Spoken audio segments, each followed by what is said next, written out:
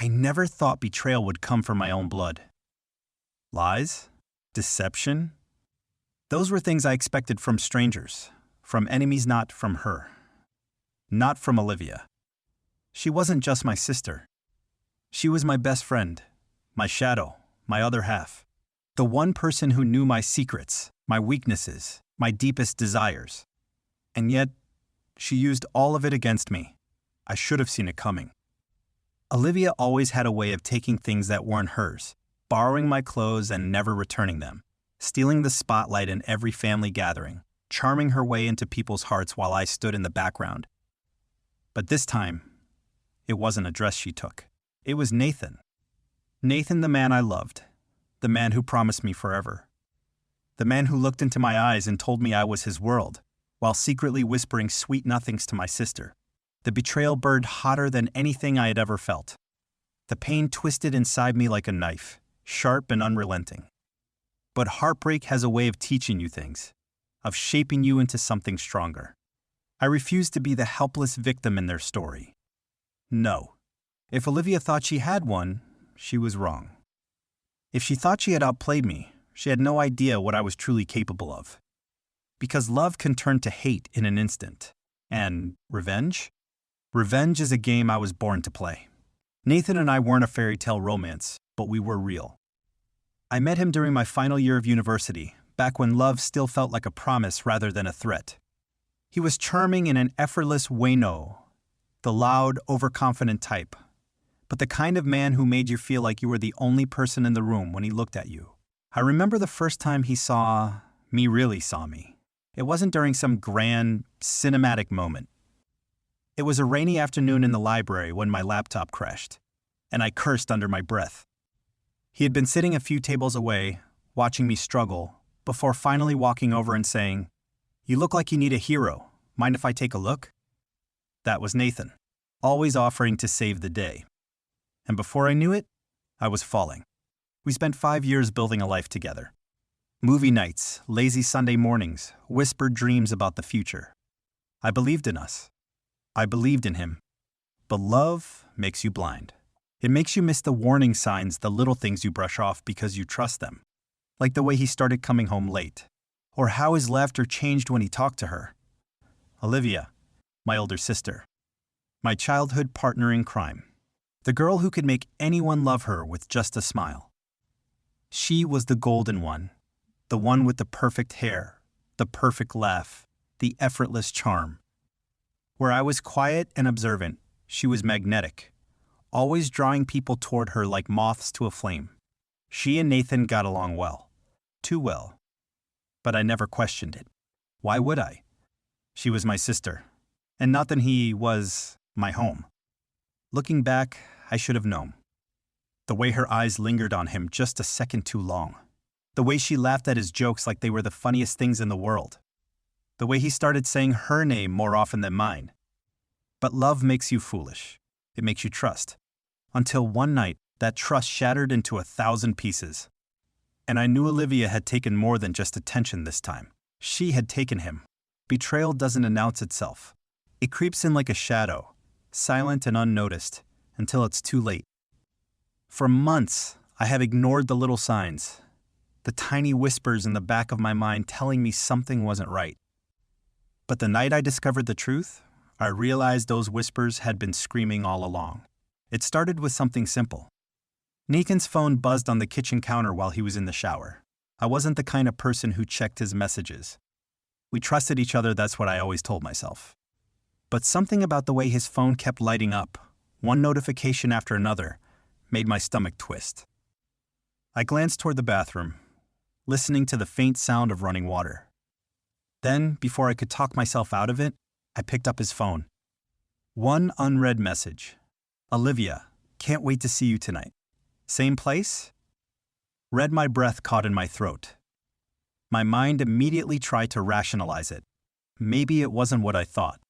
Maybe she was talking about something innocent, some casual sibling meetup I just wasn't aware of. But then I saw the previous messages. I wish I could say my heart just broke at that moment, that it simply cracked in half like something fragile. But no. It burned. Message after message, secret plans, inside jokes, things that weren't meant to be shared between my sister and my fiancé. Words that made my vision blur with rage. Nathan, last night was incredible. You have no idea how hard it is pretending to be around her. Olivia, I know. But soon, we won't have to. I couldn't read anymore. My hands were shaking too badly. I felt sick. I was a fool. The blind, naive fool who had trusted them. I placed the phone back exactly as I found it, my mind racing. I could confront him now. Storm into the bathroom. Demand an explanation.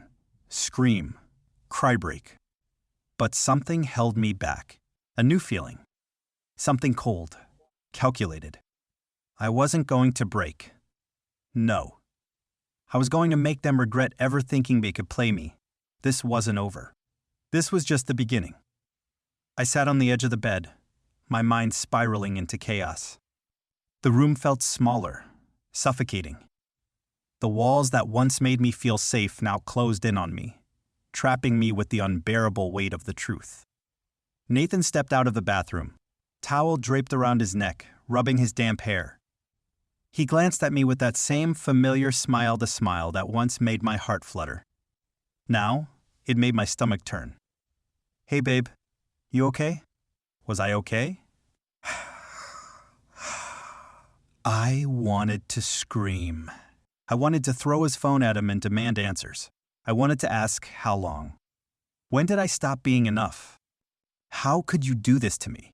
But I didn't. Instead, I forced my lips into a weak smile and nodded. Yeah, just tired. A lie. But he bought it. Because, why wouldn't he? I had always been the thrusting one. The one who never questioned, never doubted. The fool. He kissed my forehead, his lips warm, familiar, a lie. Get some rest, he murmured before walking away, completely unaware that I knew his secret. The second he left the room, my composure shattered. My hands gripped the sheets, my breath ragged. My body wanted to collapse, to give in to the pain clawing inside me. But my mind refused. I had two choices. Confront them? Demand an explanation? Listen to their pathetic excuses? Or wait. Play along. Pretend I was still blind while I planned my next move. I exhaled sharply. My decision was made. I wasn't going to let them know I knew. Not yet. Because the thing about betrayal? It's only truly satisfying when the betrayers don't see their own downfall coming. I had convinced myself that I was prepared. That nothing they did could shock me anymore. I was wrong. The next evening, I followed Nathan. It wasn't hard. He had a routine, and I knew it like the back of my hand. Every Thursday he told me he had late meetings. I used to believe him. Now, I know better. So, when he kissed my cheek that evening and walked out the door, I waited exactly 10 minutes before grabbing my coat and slipping out behind him. My heart pounded as I drove, my fingers gripping the steering wheel so tightly my knuckles turned white. I kept my distance, my mind racing with every worst-case scenario. Maybe they were just meeting for coffee. Maybe I misunderstood. Maybe no. I had seen the texts. I had read the words he wrote to her, the same words he once whispered to me. The truth was already there. I just needed to see it with my own eyes. His car pulled into a dimly lit parking lot behind a small, upscale hotel. My stomach lurched.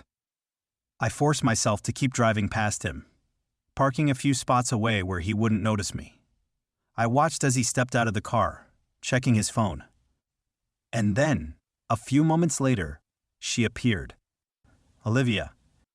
My sister. She walked toward him with that same effortless confidence, her heels clicking against the pavement, her smile dazzling under the streetlights.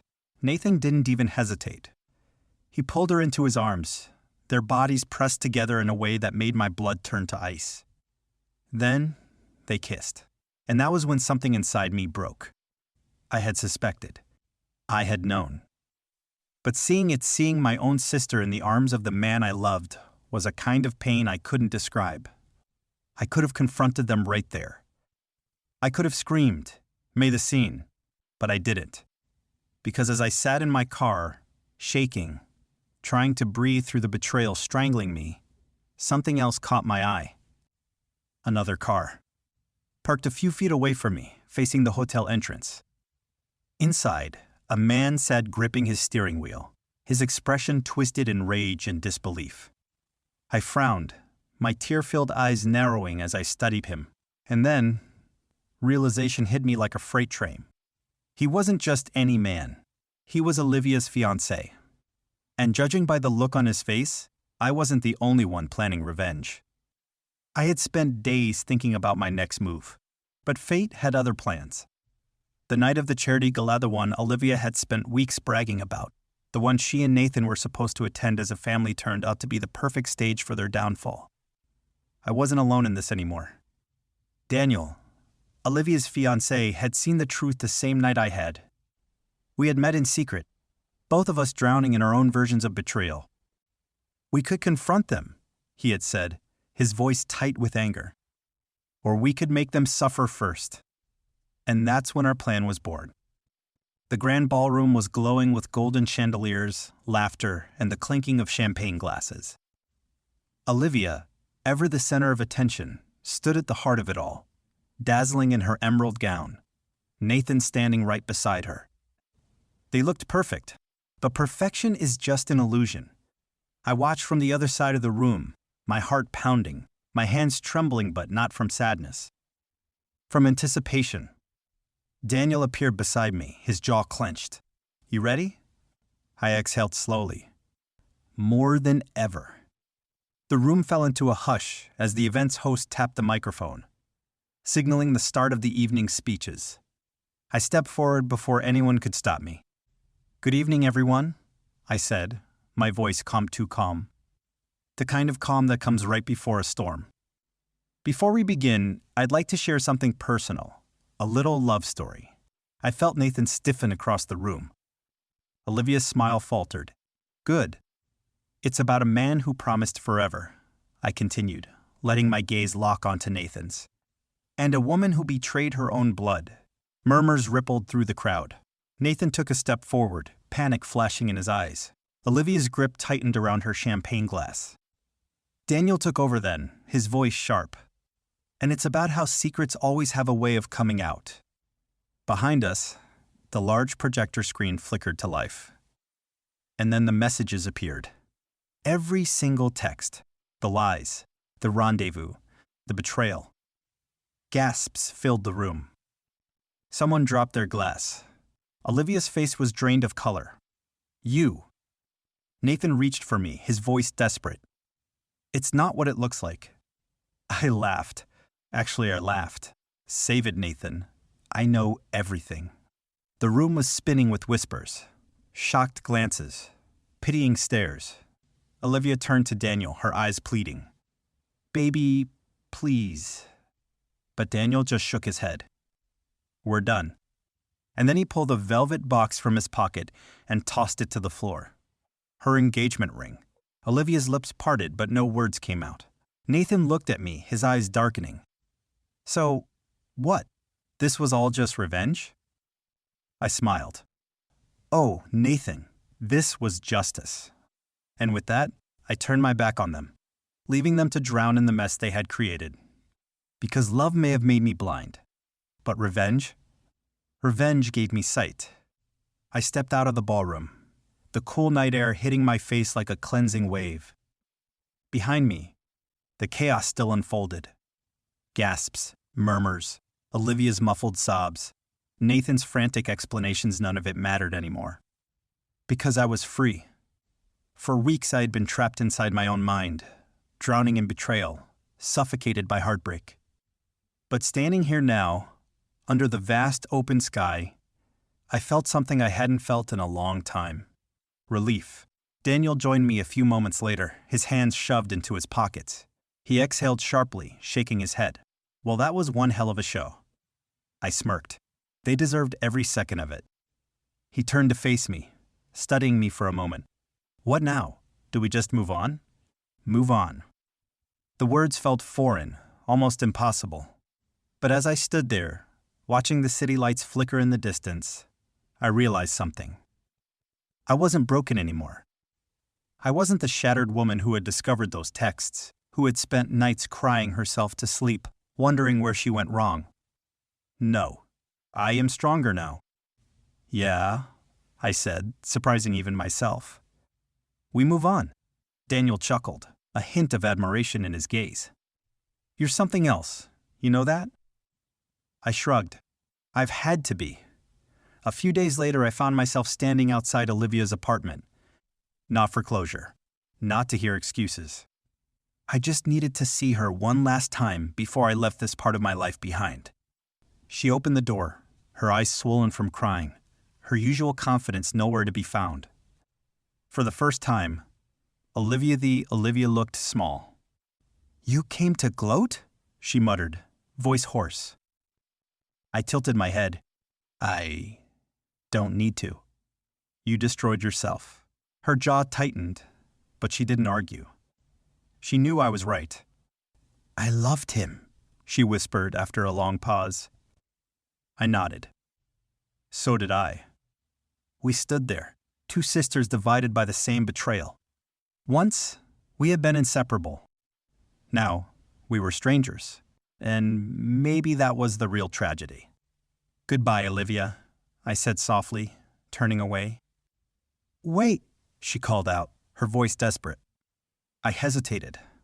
Do you think can we ever fix this? She asked, and for the first time in a long time, I saw something real in her eyes. Regret. I swallowed hard. Maybe one day, but not today. I walked away, leaving her in the doorway, lost in the ruins of her own choices. Nathan tried calling. I never answered. Some things don't deserve a second chance. 6 months later, I was in a different city, a different life. The scars of betrayal were still there, but they no longer defined me. One evening, as I sat in a quiet cafe, a familiar voice pulled me from my thoughts. Mind if I join you? I looked up. Daniel. A smile tugged at my lips. Only if you promise not to mention the disaster of our past lives. He smirked. Deal. As we sat there, sipping coffee, laughing at things that had nothing to do with heartbreak or revenge, I realized something. Sometimes, the people who walk through the fire with you are the ones who were meant to be there all along. And just like that, my story of betrayal ended. But maybe just maybe something new was beginning.